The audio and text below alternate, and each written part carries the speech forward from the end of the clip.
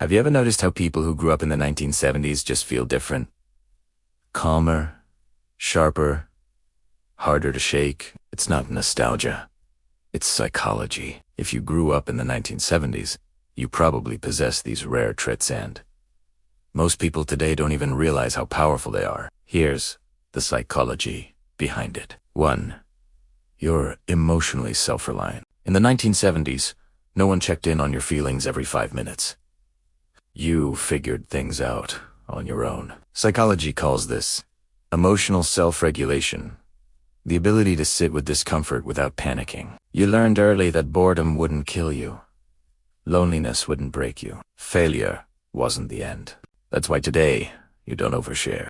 You don't need constant validation, and you rarely crumble under pressure. You trust yourself because you've had to. 2. You're naturally resilient under stress. You grew up without instant fixes.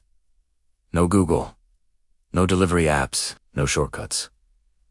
When something broke, you waited. When plans failed, you adapted. This builds what psychologists call de-stress tolerance, the skill of staying functional during uncertainty. That's why modern chaos doesn't shock you. Slow Wi-Fi doesn't enrage you. Silence doesn't scare you. Your nervous system was trained in a slower, tougher world, and it shows. 3. You read people better than most.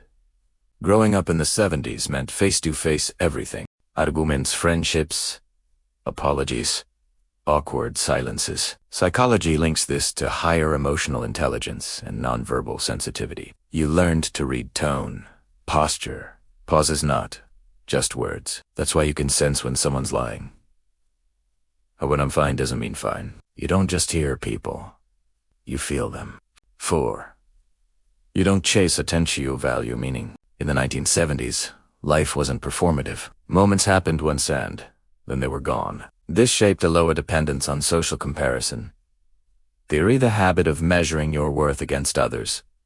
You don't need likes to feel real. You don't document everything to prove it mattered. You value depth over noise, connection over applause, and that quiet confidence. It's rare now.